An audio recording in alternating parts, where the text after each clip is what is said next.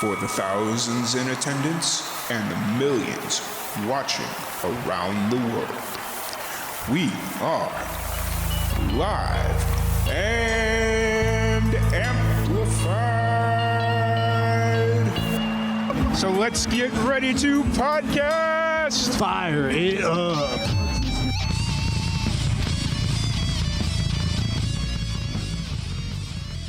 Welcome, everybody, to another live and amplified livecast. I'm your host, Tom Colquitt, and we're back at it again with another amazing podcast. Today, we have a very special guest. We have Jenny Colquitt. How's it going today, Jenny? Hi, I'm fantastic. How are you? How are you doing, Tom? Doing pretty good. It's Saturday morning. I did 4 days of 18-hour work days, and today is just kind of like the first day where I didn't have to be up at 7 a.m., and I'm like feeling great.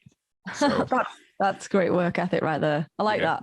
Well, we had a severe snowstorm, or ice storm. It wasn't snow. We had an ice storm hit. I'm in Central Texas now, and I work in the news industry. So it was all hands on deck for like 3 days. So it was rough. Oh, that sounds awful. Sounds like my idea of hell. Yeah, it was pretty rough. Luckily, I didn't have to go into the office, but still just kind of being on call. It's like, so, but anyways, so I'm really excited to chat with you. Like we were talking before we got started, I've been following you since early days of the pandemic. We're uploading a lot of the cover videos and stuff. It seemed like you were doing that pretty regularly. And I found one of your videos, and then I noticed that you were streaming on YouTube. And this was before I even realized Twitch was a viable thing for podcasting and music and stuff. And then when we booked this interview, I was like, oh, maybe I should go. We're getting ready to do this Twitch thing. So let me go see if she actually streams on Twitch, because I noticed you hadn't streamed on YouTube in a little bit. Yeah. And I jumped over and I just typed in your name and you popped up all over the place. And I'm like, okay, cool. Follow. Works. So first off, excited to have you on. Let's, for the people that are just getting to meet you for the first time, some of my followers that are meeting you, what's kind of your backstory? What got you into music? Yeah, so primarily just kind of started off doing covers, pubs, pub gigs, pretty much like mainly on YouTube. I started off really on YouTube. So back probably about 10 years ago now, just uploading cover songs. I didn't really play much live, didn't write anything of my own. And then I started doing open mic nights, and then it just kind of fell into like the covers scene, and did that for quite a few years. And then kind of as time went on, I fell out of love with that. It just wasn't for me at all. And then the pandemic happened, and I pretty much just took everything. So we did like a weekly open mic night, and I took it online, took it straight over to, it was YouTube at the time. That was like before Twitch. And yeah, the following just kind of went crazy. But as that kind of happened, it became more about my original music. So through that, I then decided to write a hell of a lot more music, because I'd already released an EP, but it was kind of like, the effort wasn't really there. It was just, we'll see what happens type thing. And then, just original stuff now. Awesome. And so that transition kind of happened during the pandemic? From covers to originals?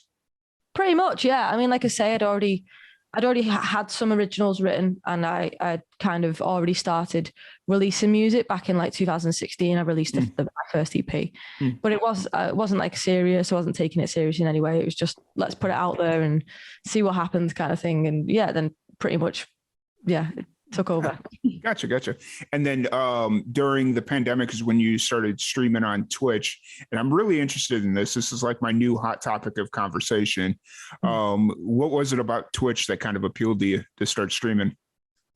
Yeah, so it was mainly because of the crowdfunding element. It's quite easy to crowdfund on Twitch, and that's kind of what brought me over. There was a few artists that I knew that were streaming on Twitch, and also the platform itself is kind of a little bit more interactive with the viewers as well, which is always really cool. But yeah, I crowdfunded a whole album on Twitch, and yeah, it kind of stuck with me.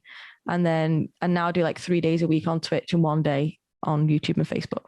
Nice. And why do you kind of still do the Facebook YouTube version if? Good question.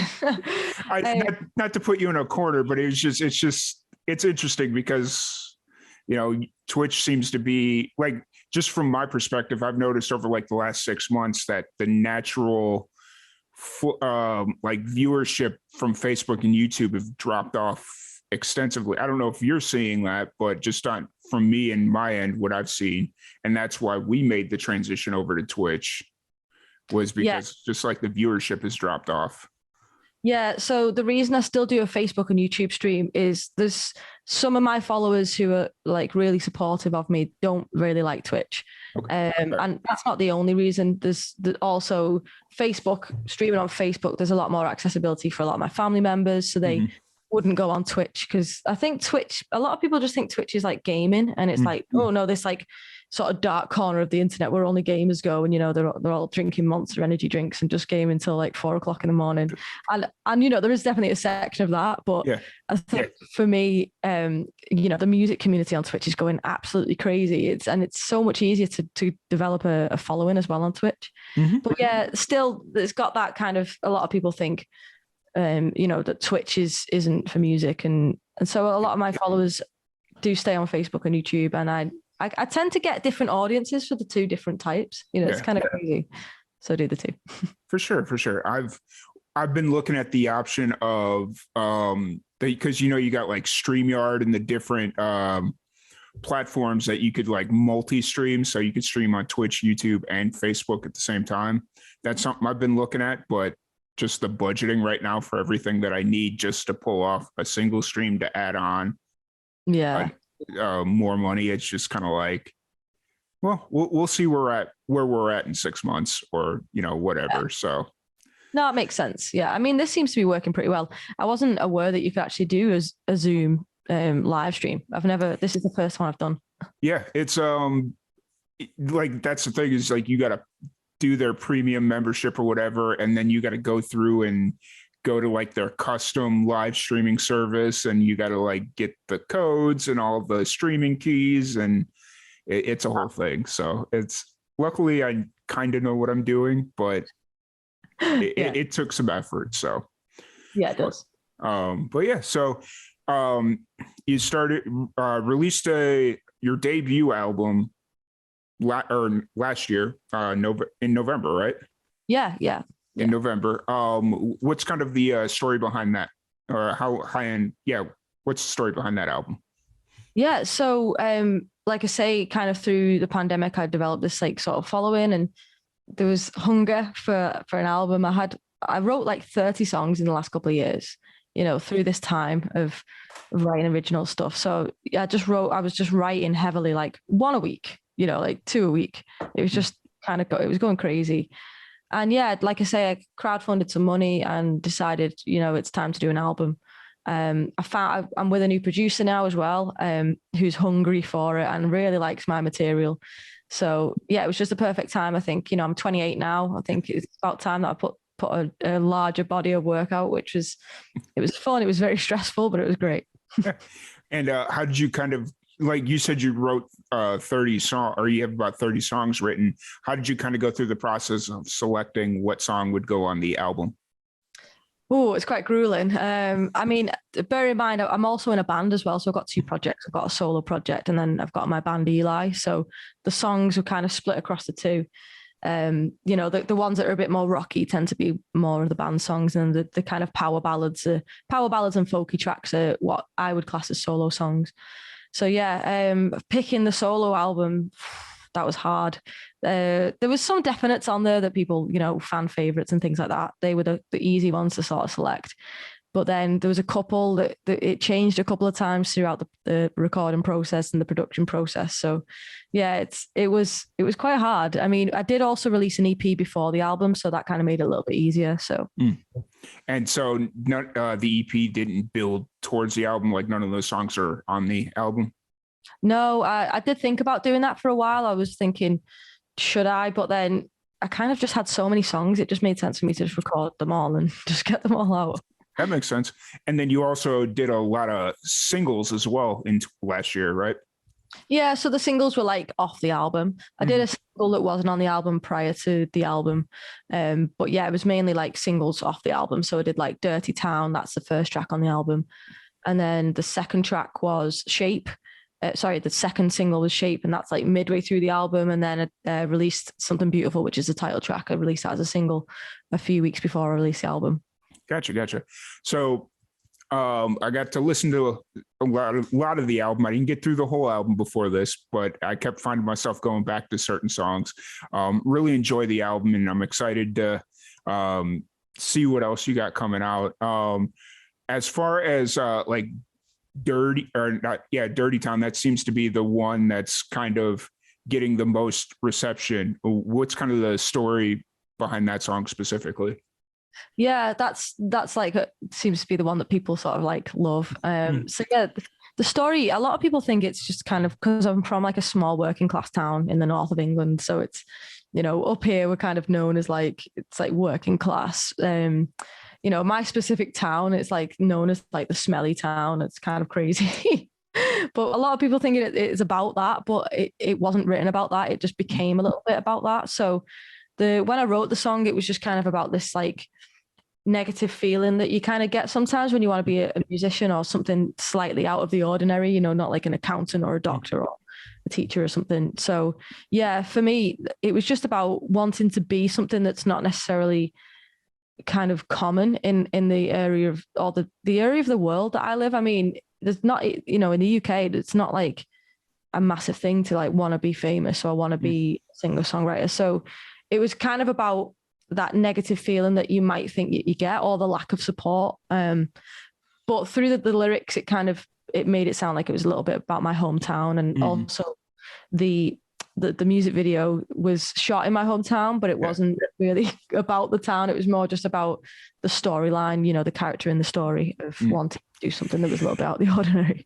So it just ended up happened to work out that way. Everything just kind of happened to work out, even though it wasn't intended to be about your town. Yeah, pretty much. Yeah. Gotcha. And you're from Liverpool, right? Well, I'm from like 20 minutes away from Liverpool. To my witness, yeah. Gotcha. That sounds like I grew up in the south side of Chicago, but if I tell anybody where I actually grew up, they're like, where? I'm like, and I just say Chicago, and everybody's like, oh, okay, I know where Chicago's at. Yeah. So that's awesome. So let's kind of take a step back a little bit and talk about your upbringing in music. Who was the original person that introduced you to the idea of being able to play music professionally, just playing music in general? It's quite a tricky question. I think a lot of it was very self-driven. I wanted to do it from being quite young. If you mean in terms of like artists, or do you mean people like around me? Just people around you. We'll get to the artist aspects here in a few minutes, but just like people around you. Yeah. So my dad played guitar. He loved he would always just be playing in the living room. So if it wasn't for my dad playing guitar, there's no way I would have picked it up.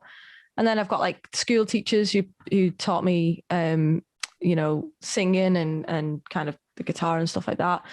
But yeah, I don't come from like a really a large music family. To be honest, it's kind of a little bit crazy that I sort of stepped out that I'm like a little bit of I stand out a little bit, I think, in my family. We're not all like from the entertainment industry and all, I think I'm the only one who's like really confident in that way.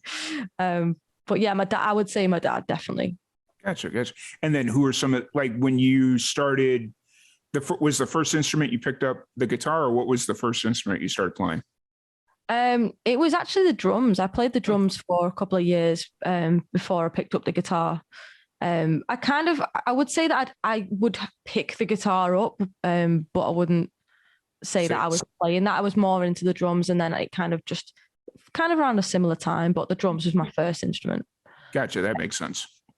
And so who, like, as you were kind of starting to play music and learn like the theory and like all the technical aspects, who are some of the musicians you were listening to for inspiration?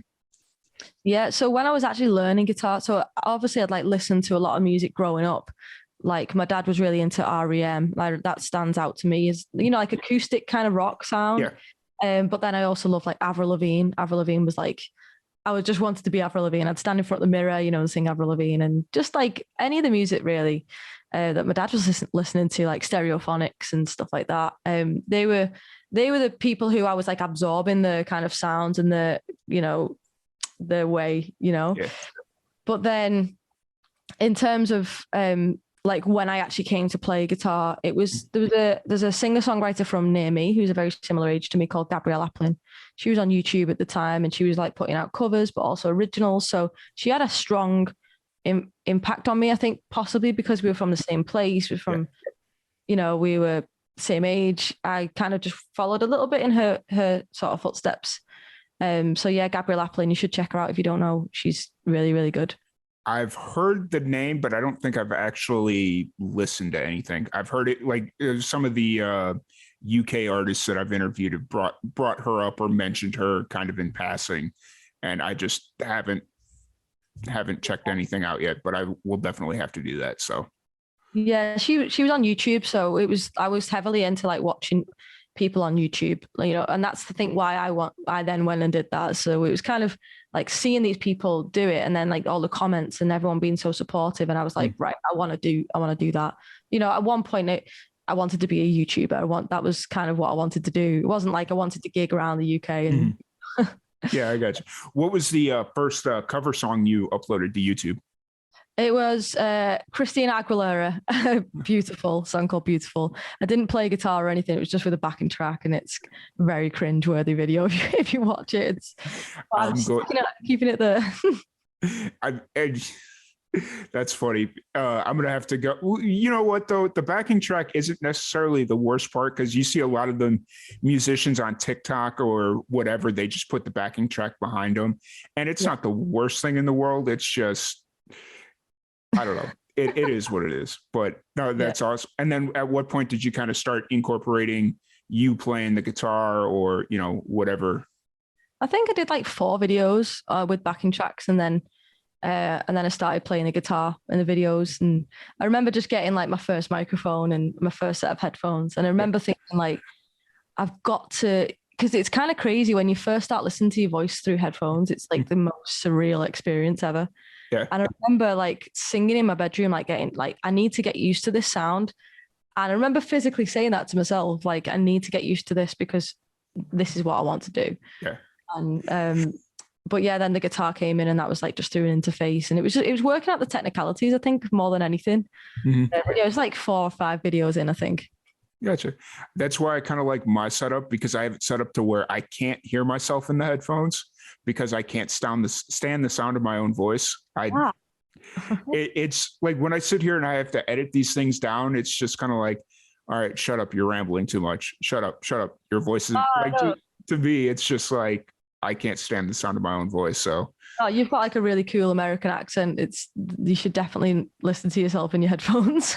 Maybe, you know, and it's just one of those things where I just haven't figured out the setup, and it's like, I'm good with how it is, but but anyways, so you so you were uploading the cover videos to YouTube, and like what year was that you started doing that?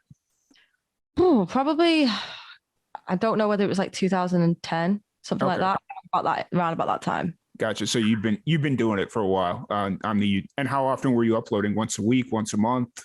Oh, I can't remember. I think it was quite regular at the start. It dropped off a few times. I kind of went through phases. It depended on like school and college and stuff and university. It was like kind of like a bit like that. It was like once a week, or then like once every 3 months, you know. And then at one point there was like a huge gap. Yeah, completely understood. And I think that's why we never pushed YouTube as hard as we could, because we couldn't get that schedule down pat. So for whatever reason. It's always one thing, because that's the thing about social media, is you got to be able to like release consistently, or people aren't going to stick around. So it's just kind of like, that's the thing. You've got to be so consistent, especially on YouTube. I found that the times I was uploading once a week, the views would go up, the likes would go up, the comments would go up, and then if I like left it 2 weeks, it'd be like, it was it was like tragic. Yeah, for sure. And then so you started doing that in about 2010, uploading to YouTube, and then 2016 you started releasing. You released your first was it a single or an EP in 2016? It was an EP. It was EP? called the Quiet Kind EP, which was the EP was kind of about wanting to be this person that I wasn't really, because I'm at that time I was kind of shy, even though I was confident on YouTube, you know, in front of the camera.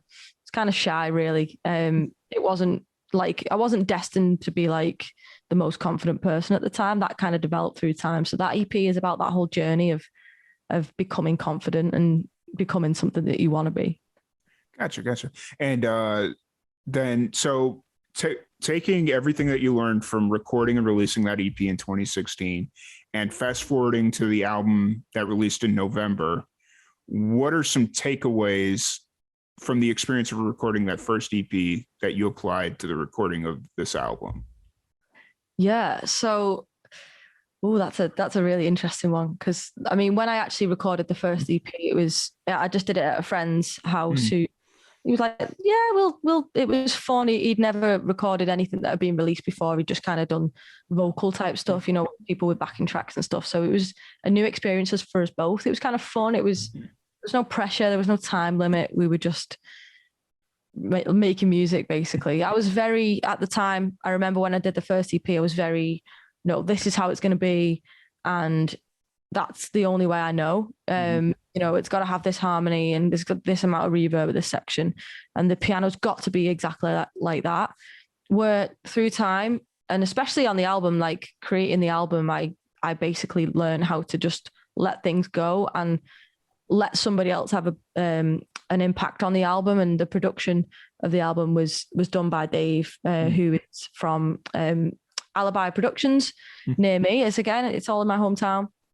And he heavily put his stamp on the album, which was so cool. And it was a real journey for me to sort of like let somebody take the reins a little bit and give his ideas. And it was totally for the best, because like Something Beautiful, for example, the last track on the album, there's so much of that, and Shape as well. In fact, the 3 singles mainly were the ones where Dave was like, right, this is what I'm hearing, like these sounds. And, you know, sometimes you'd be like, glockenspiel, really? Like, I don't know about that, Dave. And he'd be like, just trust me. You know, it doesn't have to be the way it sounds. Just let me just show you. And now anytime he sends me anything, I'm like, yeah, let's do it. Like, I will say though, that you brought up an interesting point though, that the EP that you released in 2016, that it was kind of just fun friends making music, essentially. I would try, like, just advice, make sure you never lose that feeling of just having fun and releasing music, because the second music becomes work, where it's like, oh well, we got to get this next EP out. No, I'll take that. Yeah.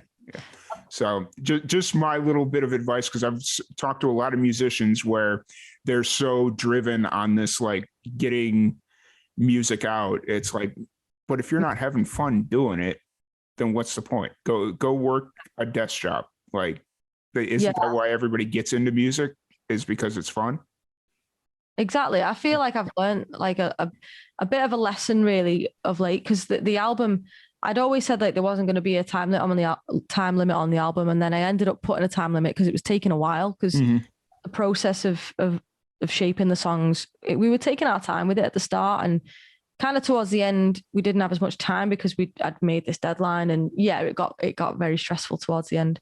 But I think the problem with the industry at the moment, with the commercial industry, because there's a difference I think between like the non-commercial industry and the commercial industry, and I kind of border the both. You know, I'm not commercial enough to be played on like in the UK like Radio 1, but I'm not kind of like left field enough to be, you know, like on out and out folk or out and out country or anything. You know, I kind of like in the UK, everything's like pop or rock. And if you're not that specifically, you're not going to be like commercial, you know what I mean? So I kind of teeter on the edge of like, you know, I'm kind of in the middle. Like part of me is like a little bit commercial and part of me is not.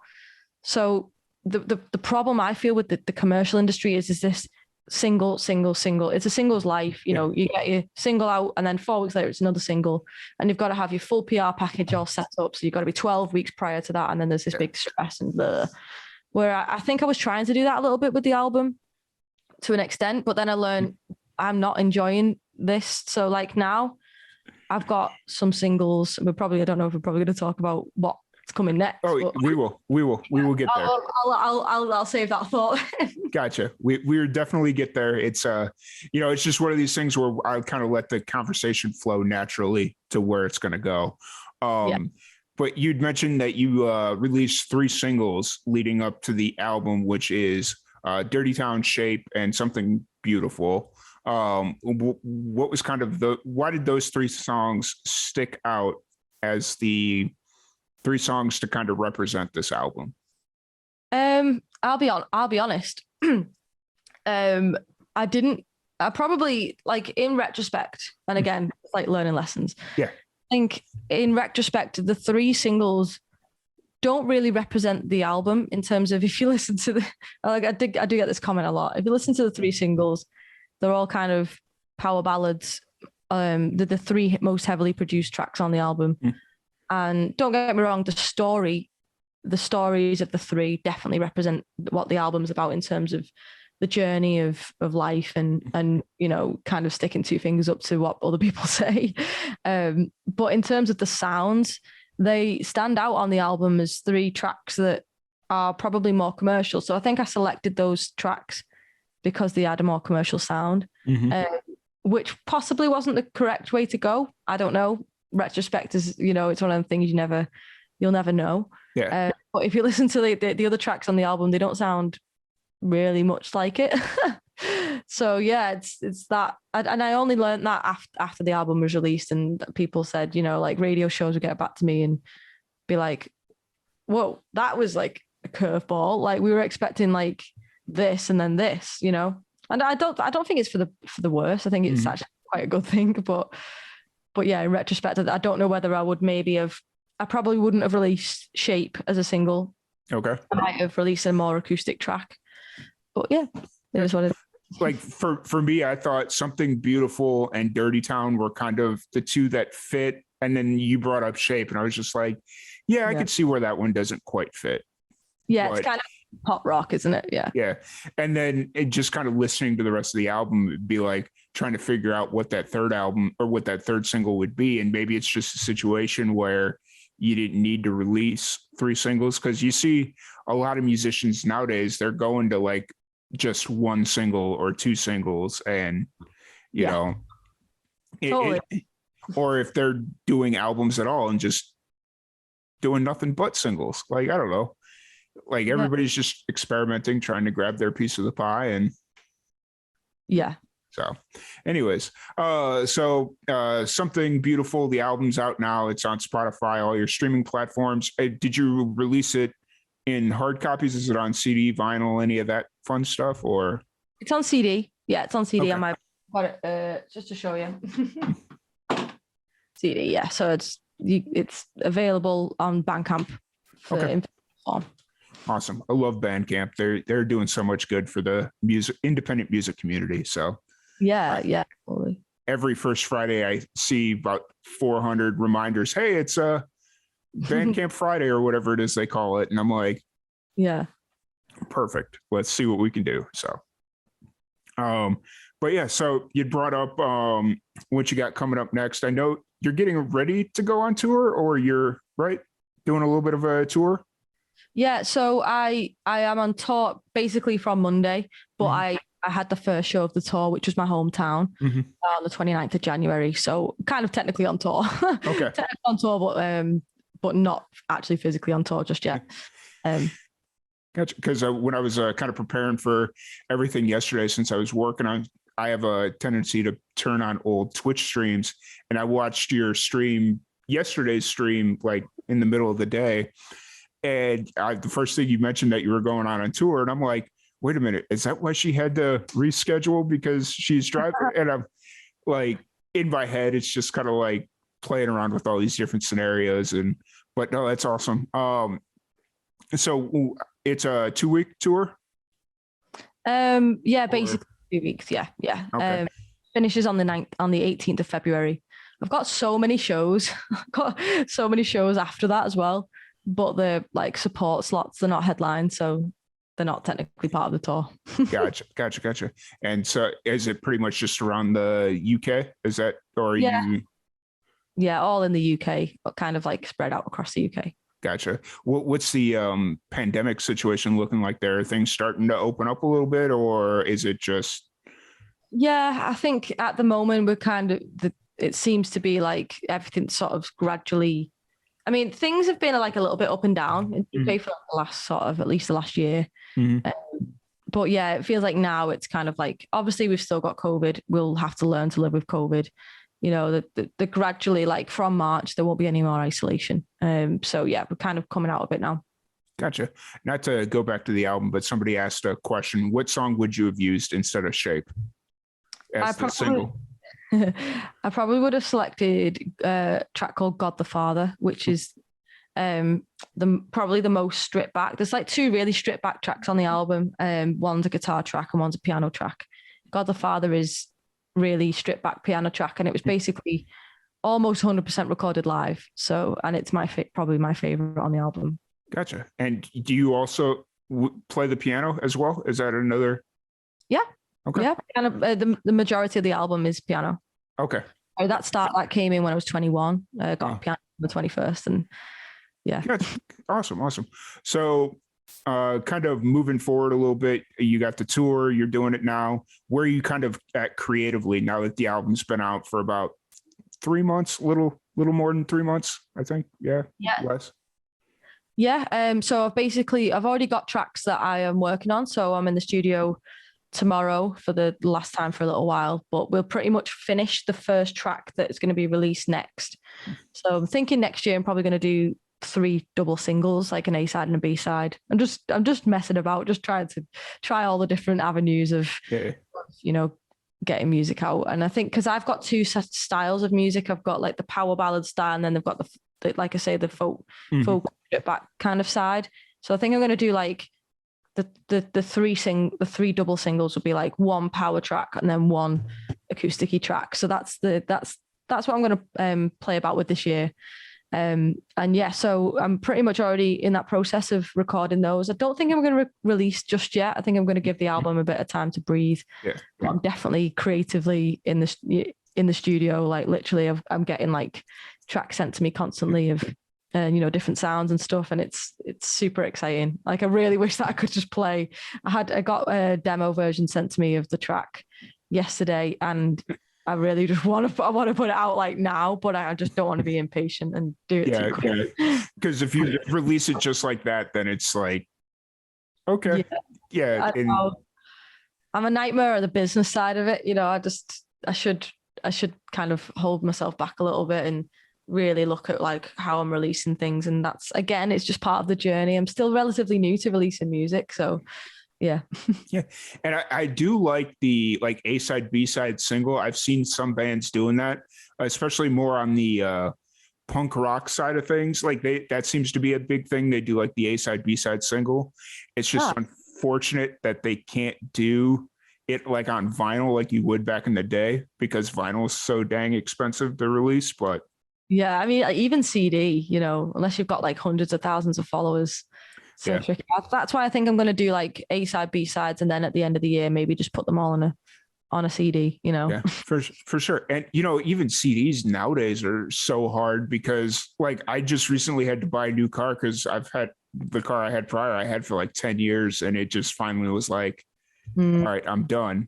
And my new car doesn't even have a CD player in it. It's just like, all right, so I got all these demo albums and like all these different things that people have sent me over the years. And it's like, I can't even go back and listen to songs that aren't on Spotify because it was just like a demo album or whatever. And it's like, now I got to go try and find a CD player to hook up to my stereo system. Just so I have it. But, it's one of those things where it's just like the industry's moving in such a different space that. Yeah, I know. I kind of like treat him a little bit more like merch. Do you know what I mean? Like, it's cool. There's nothing better than when you're at a gig and someone comes up and they want your CD and you sign the CD, and Like for me, I mean, a lot of people probably don't even play them. You know, they've just got them as little collector's items, which is totally fine by me. Yeah, for sure. That's kind of what I treat vinyl as, just because I know how expensive it is. Yeah, yeah. But I like having that artwork right there. Yeah. So, vinyl, I'm a little bit more into the vinyl, but it's very rare to see bands or musicians actually selling vinyl right now. Yeah, it's so expensive. I did think I priced it all up for the album and would have cost me something like £5,000. Like, and I just know that I wouldn't have broke even with that, Yeah, it's £5,000 to just spend. Yeah, like I don't know the exact conversion, but that's a lot. Like especially on the independent level. Like that's. Yeah. And that was just for like sleeves. That it wasn't even for like if you want like double vinyl and then like the cool sleeves and then like the interesting colored vinyl, like you're talking like double figure grand. It's like it's stupid. Yeah, I mean, there's a band that I've done a little bit of work with in Nashville. They printed like their last full length album. They printed on vinyl, and they did tie dye in their. They did their like actual record as tie dye, and I'm sitting there. I'm like, this is really cool to have. I don't want to play it because like I know how much they paid to probably print this thing, and I just don't want to ruin the album. But at the same token, it's like I do kind of want to hear it and see it spin around on my record player. That'd be really cool. But I think you should play it. I think you should play it. Yeah. I think that's the whole point of having a record collection, is to actually play the music and not just be like, oh, well, I don't want to ruin the record. Yeah, just take care of it. You'll be fine. So I think I'm going to start playing my records now. Yeah. Thanks for talking me into it. You're welcome. Enjoy. So you're working on the new singles. What's the writing process been like for this new set of music? Yeah, so there's actually only 2 new songs. There possibly will be another one, but I'm not sure yet. But I've got like a catalogue of music that's still unreleased. So yeah, I've not really had to write too much. I will be writing quite a lot in the kind of the future because I've just signed to a publisher. So hopefully that the writing process will kick in, probably straight after the tour, I'll be like writing. I mean, even now, like literally like 10 minutes ago, I was like writing a song. So yeah, the writing never really stops for me at the moment. I've obviously been there in the past where I've not been able to write for a while. Gotcha. But of late, it's been like just, easy. Where do you find that inspiration really hits you for your when you're for new songs? Are you like spontaneous where you'll be like driving? Where do you find like your most of your inspiration comes from? Very spontaneous with me. I really struggle to sit down and go, I'm going to write a song. Like a lot of the time it's like, I always describe it. I just get this feeling. It's like you need to sneeze.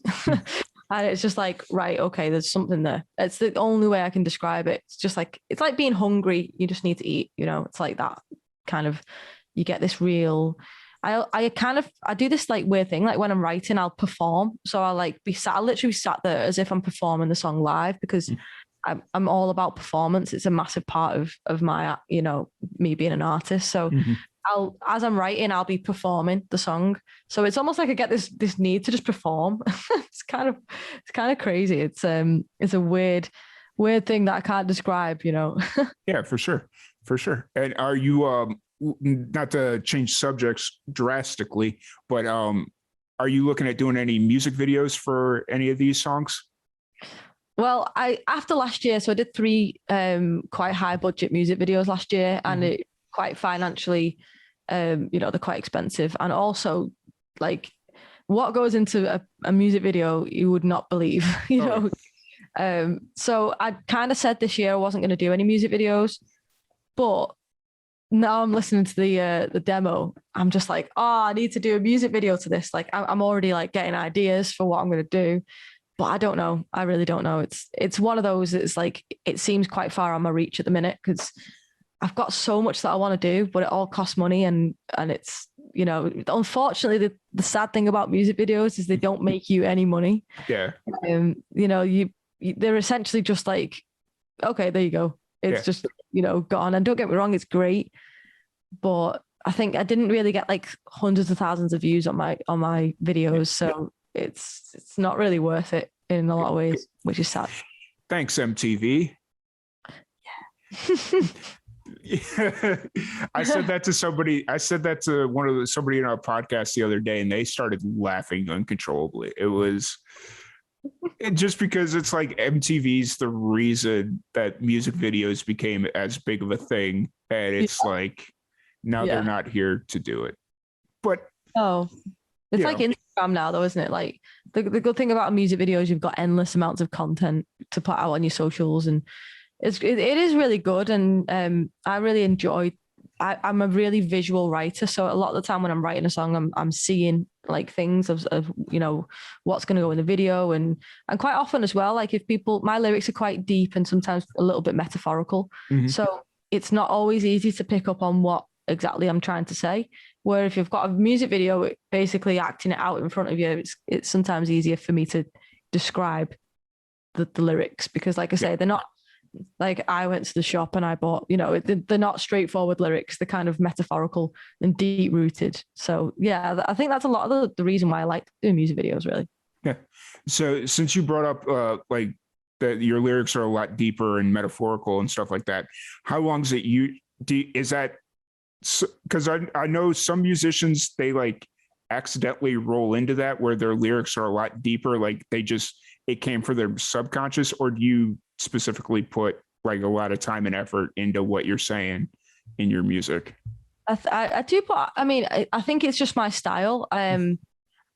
If I like, for example, if I was to write a lyric and I think it sounds just too general and a bit boring, I don't tend to like that type of style of writing lyrics. I tend to like lyrics that say what you want to say, but without saying it.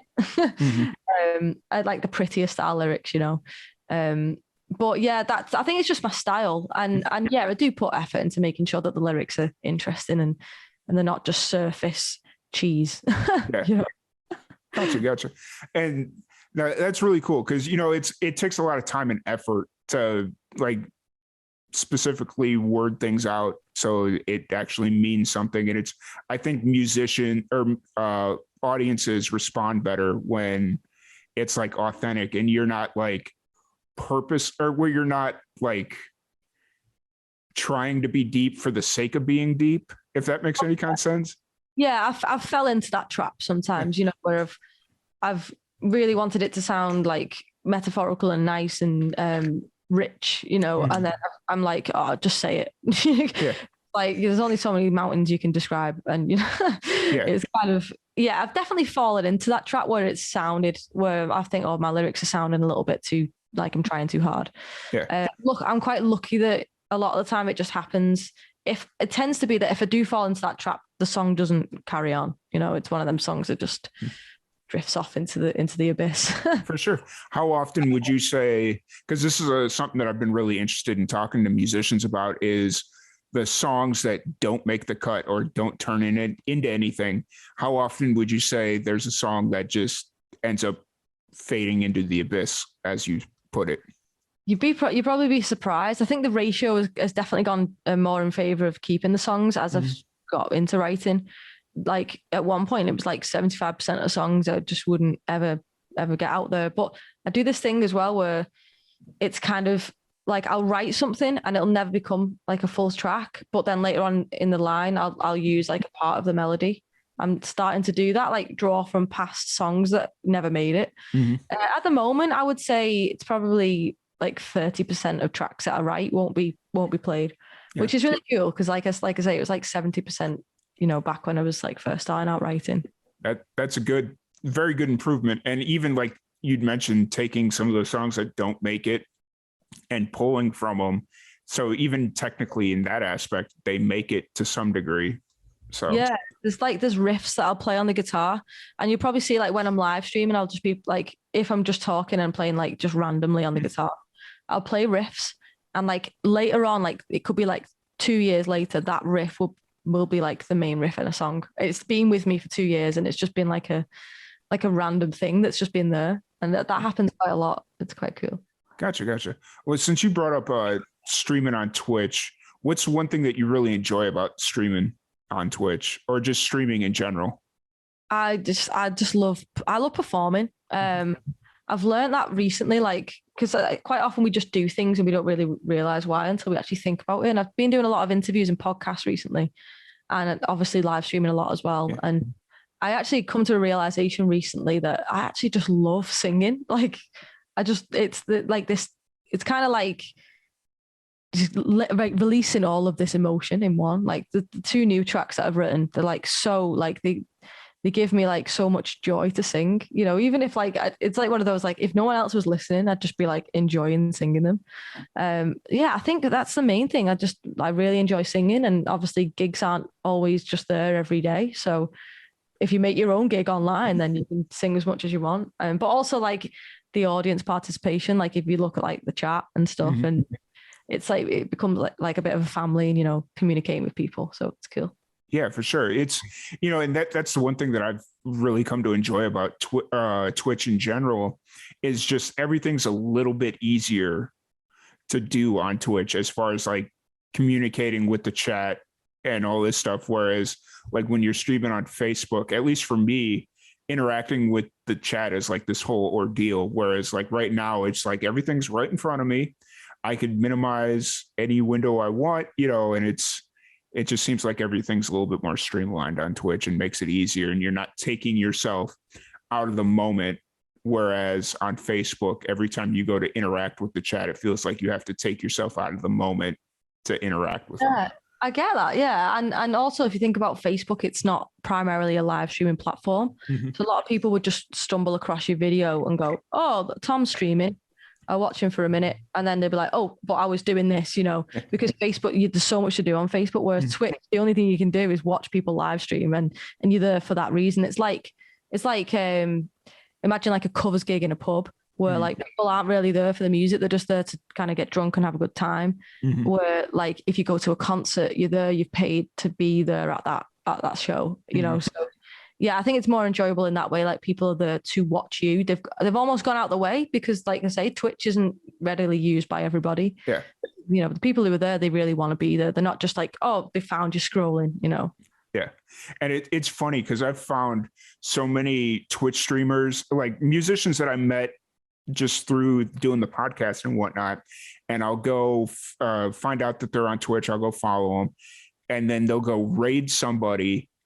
And it's like, wait, I've been following her for like 3 weeks already. And, you know, like just that community is very tight knit and very interesting, because it's like, oh, they're streaming, we're going to go raid them. I already know that, you know, so it's really interesting. Like musicians that are from Seattle are interacting with musicians that I know that are from like the UK or Australia, you know, like whatever it is. So that's, cool. Yeah, for sure.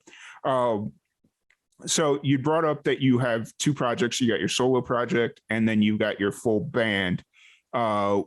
Just kind of real quickly, what's the story behind the full band? How long have you been playing? So yeah, I started the band kind of as I was getting a little bit bored of playing in pubs. So we're talking like mid 2019, before the pandemic. I'd kind of fallen out of love with music a little bit, and James, who's the guitarist at the band, he came to one of my covers gigs, and he was like, and I think he heard me play like a couple of originals, and he was like, oh, they're good, like we should do more of that. So we became like a bit of a duo, and we just kind of jammed a little bit. And then we met the other guys in the rehearsals practice room, and we became a band, and it just sort of happened. And then it was like band heavily. I was like, I hadn't forgotten about the solo project, because obviously anytime I'm on my own, I'm a solo, you know. Yeah. But yeah, so, and then as I was live streaming, I was playing like band songs, and so I've essentially got like two main projects, as opposed to it being like my band.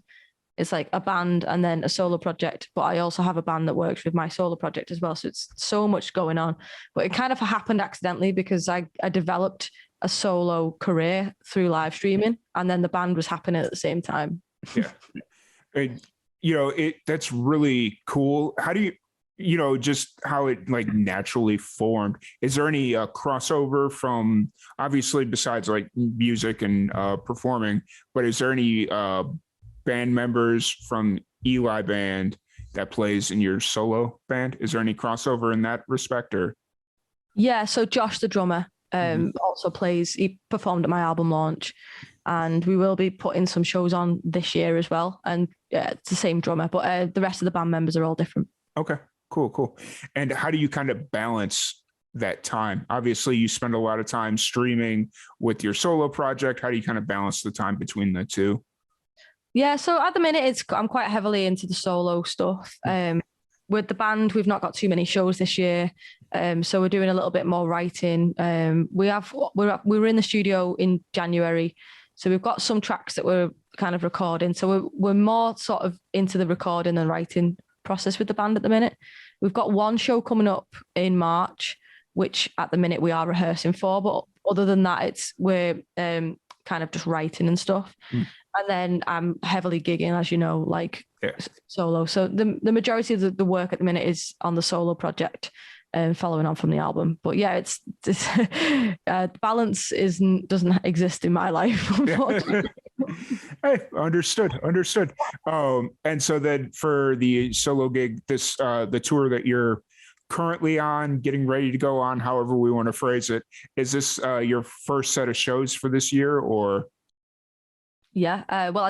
Yeah. So the first gig that I did in January, the first show of the tour, that was the first show of the year. So yeah. Okay. First shows.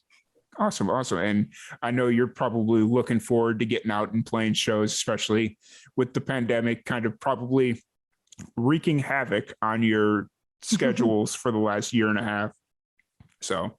Yeah, I mean, I did do quite a lot of gigging towards the latter half of last year as well, mainly band stuff. But yeah, it was. Yeah, I've been very busy. Good. Hey, staying busy is good, right? Yeah, definitely. Yeah.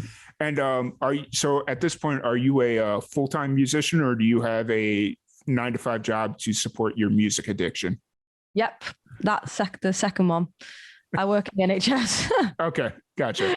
Full time, but I have a day off, so it's kind of not. Gotcha. So just kind of outside of music, when Jenny needs to take a break from life or change things up, what are some of your hobbies? What do you do to kind of get away from everything?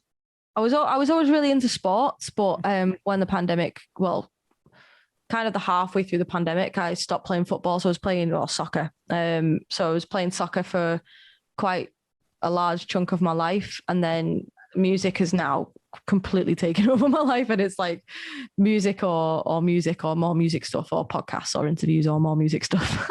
Gotcha. So yeah, not really much of a balance at the moment. It's heavily like, let's work at it and keep going.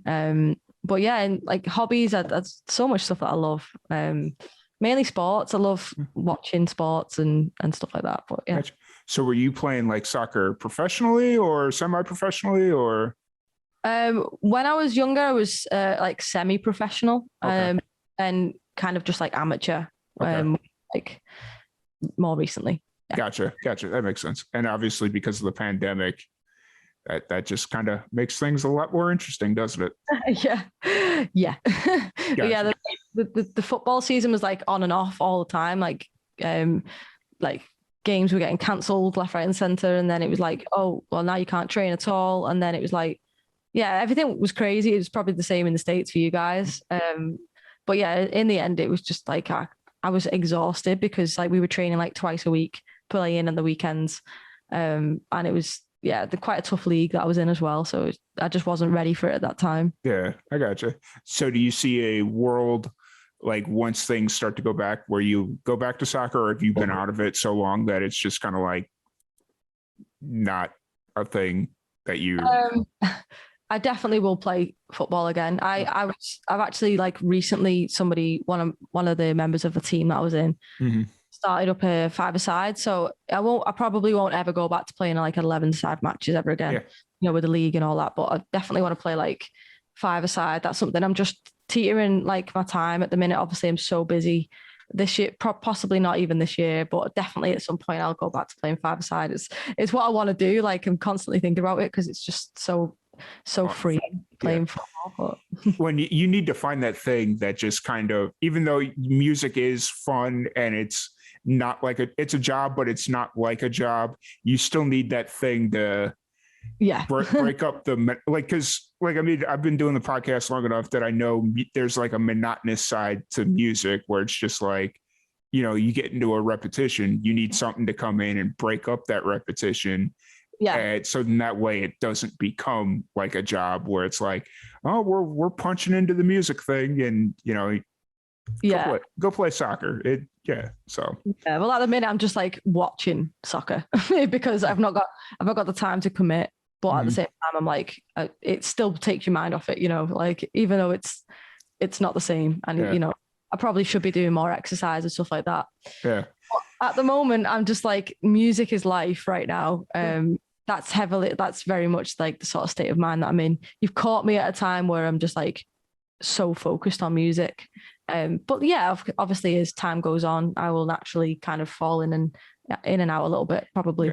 Gotcha. Who's your football team that you root for? Like Everton. Everton is my, and they're pretty well known in the States as well, because of Tim Howard, who was the keeper.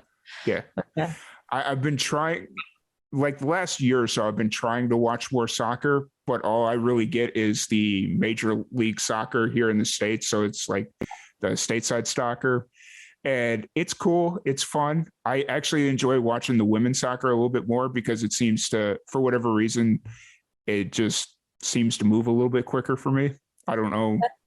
Maybe I'm wrong. Maybe I'm not. I don't know. You've got a good team. What's that? Said, well, you've definitely got a good team in soccer.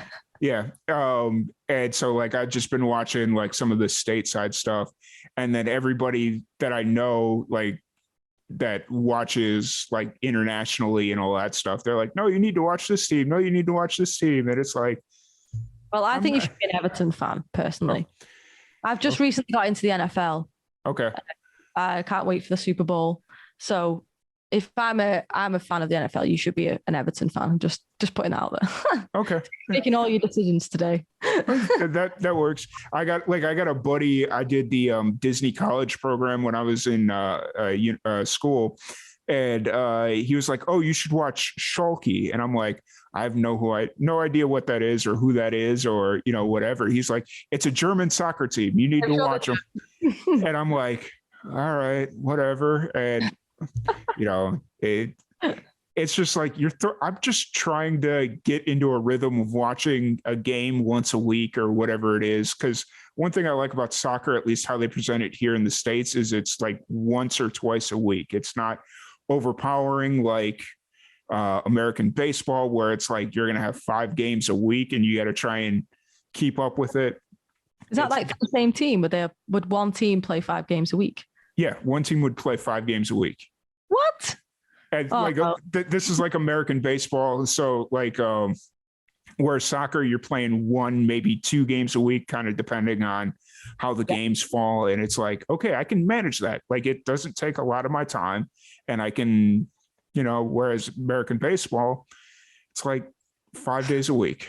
Whew. Yeah, that seems intense even for someone like me who would get, because like you say, like how could you physically, like, to follow a team that plays 5 times a week, you would literally have to like live your life through that team. Yeah.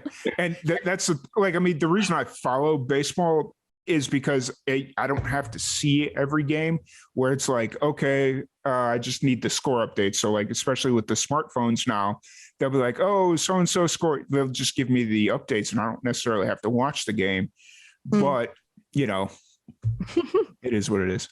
So you brought up the Super Bowl. Yeah. Who do you have winning? I mean, like I say, I'm pretty new to the NFL, but I'm definitely rooting for the Bengals because they're the team that I've been watching. It's fallen that they're the team that has been on while I've been able to watch, and I'm just like, they seem to be a bit of the underdog. I don't know, not being in the Super Bowl much, and I'm like, they're my guys because I'm all about the underdog. And that team effort, and the way they came back on that last game was insane. So yeah, for sure. I haven't decided who I want to win yet, but I will make that decision here in the next week as I kind of. Oh, you have to be quick. Well, I don't have affiliations with either team. It's just kind of like, who do I want, the young guy to win or do I want the old guy to win? So that's kind of the way I'm looking at it right now. So we'll see. But just because you picked a team, I will watch an Everton game and I will see what it's all about. Except I have a feeling my cousin's husband might get mad at me. Oh no, don't say he's a Liverpool fan. No, he's an Arsenal fan. Oh no, that's fine. Arsenal and they're friends. It's fine. Okay. I don't know. It's he like one year for Christmas, we did like a Secret Santa thing and I drew him. And I was like, I've met the guy once. I have no idea what to get him. And I was just scrolling through his Facebook page and he had a bunch of Arsenal stuff like posted everywhere. And I'm like, all right, I don't know what Arsenal is. Like, this was like before I knew anything about soccer. And I just typed in Arsenal and like a jersey popped up for like whatever the spending limit was. And I was like, all right, that's what I'm going to order. And he was like, how'd you know I like this team? And I'm like, well, you're very subtle on Facebook with all the photos and the posts and the. That's commitment. That's commitment to Secret Santa. Definitely. Yeah. So it is what it is. But anyways, it's been an absolute blast. I don't want to keep you too much longer. I know you're preparing to head out on Monday for tour, and I'm sure you've got a bunch of prep work to do for that. I got to pack. Yeah, for sure. Before we leave, though, we have one thing left we got to do. Mm-hmm. Every person that comes on the podcast gets one spin of our random question generator. Okie dokie. Let's do it. All right. Okay. Would you rather get a printed story of your dreams or a video clip of your dreams every morning? Video clip. That's so easy. I was sitting here trying to figure, like, I didn't want to have to respin because that just kind of destroys the point of the segment. And I'm just sitting here, I'm like, this question doesn't make any sense, but I know how this thing works. If I spin it, I'm going to get, so what's your deepest fantasy? You know, something weird like that. And it's like, no. So well, let's make it interesting then. So the video clip thing, like for me, I'll elaborate. So I don't, through life, I've developed an inability to read. You know, like as you kind of go from like school through to college, through to university, it's kind of like I could read really well. I did really well in school, but nowadays, if I have to read something, I'm like, my brain just shuts off. Like I'm just like, nope, I can barely read the Twitch chat. Like, so that was such an easy question for me because how much easier is it to watch a video, especially because videos obviously paint it. 1,000 pictures, you know. Yeah. Oh yeah. I've been trying so hard to keep up with the Twitch chat, and I'm like, so at some point I was just like, all right, I'm gonna let it go, and then as I see stuff, I'll jump in. But no, it's once again, thank you so much for joining us. If anybody wants to check out any of your upcoming shows off this tour, the album, new music, where's the best place for them to go? Yeah, so Facebook, Instagram, and Twitter are my main ones. Obviously, when I'm back streaming, I'll be on Twitch. Do Monday, Wednesday, and Friday on Twitch. Do Monday at 7:30 p.m. British time. I do Wednesday 2 p.m. British time, and Friday 7:30 p.m. British time. And then depending on whether I'm in the studio or not, I'll do the Sundays on Facebook and YouTube at 7:00. Gotcha. And so you're off streaming for the next 2 weeks while you're on tour? Is that what I was picking up? Yeah, so basically, but I've got one stream where I'm back here and it's like a charity raid train type thing on the 16th at 3 p.m. So that's the only one in the next couple of weeks. Awesome. Well, once again, it's been an absolute blast. I'm really glad we were able to get this set up. Shout out to Lisa, I believe was her name. I think it's Linda, and Linda's actually she's in the chat. Voice of a woman. Yeah. Shout out to her for getting this set up and reaching out to me. It was very random because I literally was just thinking I hadn't seen one of your streams on YouTube in a while, and I saw that email, and I'm like, all right, that's either funny or weird. So, Guys, if we can make sure that we're all following as well on the page, of course.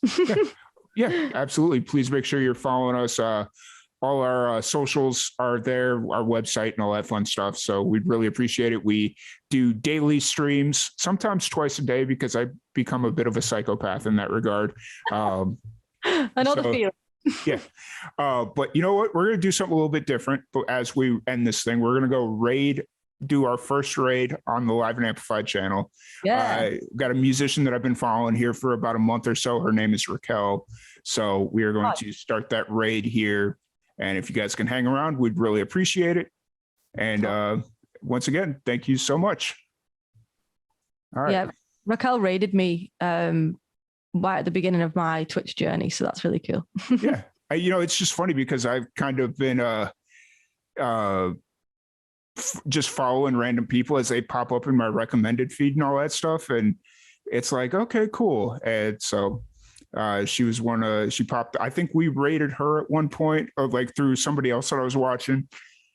And I was like, so I started following, obviously, as I'm building the following and whatnot, it just trying to get new musicians. So we're going to end that here and jump over into the raid, and hope you guys get a chance to hang around. Yeah. I think we've got 6 people. That's so cool. Yeah. Awesome. Awesome.